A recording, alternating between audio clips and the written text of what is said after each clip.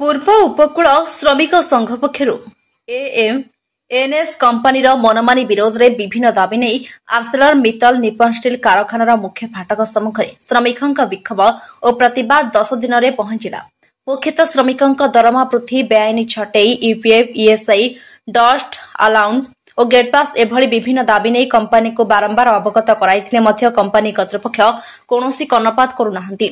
ତେଣୁ ବାଧ୍ୟ ହୋଇ ପୂର୍ବ ଉପକୂଳ ଶ୍ରମିକ ସଂଘ ପକ୍ଷରୁ ଶହ ଶହ ଶ୍ରମିକଙ୍କୁ ନେଇ କମ୍ପାନୀର ମୁଖ୍ୟ ଫାଟକ ସମ୍ମୁଖରେ ଶାନ୍ତିପୂର୍ଣ୍ଣ ବିକ୍ଷୋଭ ପ୍ରଦର୍ଶନ ସହ ପ୍ରତିବାଦ ଜଣାଇଛନ୍ତି ଶ୍ରମିକ। ଏହି ଶାନ୍ତିପୂର୍ଣ୍ଣ ପ୍ରତିବାଦକୁ କମ୍ପାନୀ କର୍ତ୍ତୃପକ୍ଷ ଶୁଣୁନଥିବାରୁ ଆଜିଠାରୁ ସିଫ୍ଟ ଡ୍ୟୁଟି ପରମିଟ୍ ପାଇବା ପରେ କାର୍ଯ୍ୟସ୍ଥଳରେ ଅସହଯୋଗ କରିବା ସହିତ 2 ଘଣ୍ଟା କାର୍ଯ୍ୟ ବନ୍ଦ ରଖିବେ ବୋଲି ସଂଘ ପକ୍ଷରୁ କୁହାଯାଇଛି। ଯଦି ଖୁବ୍ ଶୀଘ୍ର କମ୍ପାନୀ କର୍ତ୍ତୃପକ୍ଷ ଶ୍ରମିକ ସଂଘ ସହ ଆଲୋଚନା କରି ଦାବିଗୁଡ଼ିକ ପୂରଣ ନ କରେ ଆନ୍ଦୋଳନକୁ ଆଗକୁ ଜୋରଦାର କରାଯିବ ବୋଲି ଚେତାବନୀ ଦେଇଛନ୍ତି। ରତ୍ନାକର ଜେନା, ପୂର୍ବ ଉପକୂଳ ଶ୍ରମିକ ସଂଘର ସମ୍ପାଦକ। ଆଜି ଯେଉଁ ଏଠି ବିକ୍ଷୋଭ ଚାଲିଛି, ପ୍ରତିବାଦ ଚାଲିଛି, ଏ ପ୍ରତିବାଦ Arcelor Mittal Nippon India steel company विरुद्ध ये प्रतिवाद चली। ये प्रतिवाद आज की 10 दिन रे पहुंचला। आज जो गेट सामने प्रतिवाद चली, ये भितर जो प्रतिवाद चली घंटे लेखा प्रतिवाद चली आमर कंपनी कर्तृपक्ष को सेटा देखागलानी कि शुभिलानी न शुभा जो गेट सामने आज विक्षोभ करिया पड़ा।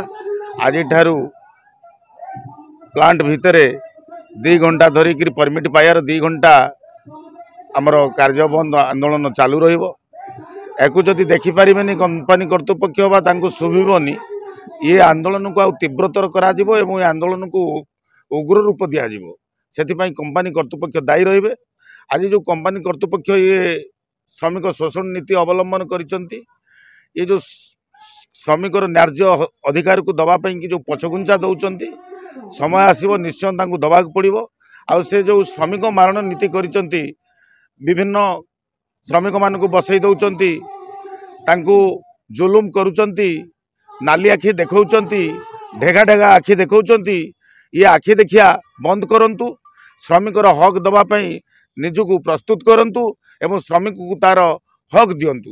जदि हक दबारे किछि टाळटुळा नीति कले बा श्रमिक हक पाइबारु श्रमिक वंचित हैला, या आंदोलन को आउ तीव्रतर करा जिवो। अभिमन्यु बेहेरा, साधारण संपादक, पूर्व उपकूल श्रमिक संघ। जो प्रतिवाद आमर चली दीर्घ 10 दिन धरिक प्रतिवाद चली समस्त श्रमिक भाई माने 1 घंटा कार्य बंद करुछंती। यह कला परे मध्य कंपनी कर्तृपक्ष से कौन ध्यान देउनाहांती। तांकर जहाँ चिंताधारा अच्छी श्रमिक मान को निर्यातित करवा, श्रमिक मान को शोषण करवा, तांको हक न देवा, से चिंताधारा से मशगुल अछंती।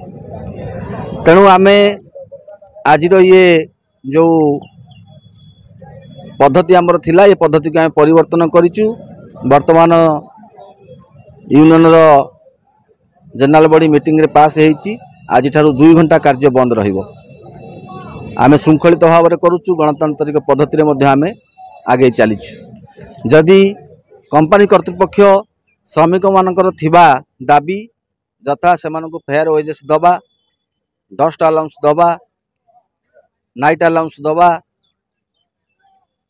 हाउस रेंट अलाउंस दबा, वाशिंग अलाउंस दबा, ये सब दाबी गुड़ी को सठिक ढंग से विचार न करती एवं तत्सहित सबुठारु गोटे बड़ समस्या होउची जे एठारे ट्रेड यूनियन को अलाउ न करिबा। एटा गोटे सबुठारु बड़ दुश्चिंता होउची, खराब चिंताधारा होउची कंपनी रो।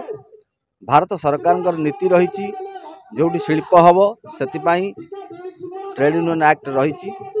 ये जो नीति नियम रही सरकार नीति नियम रही।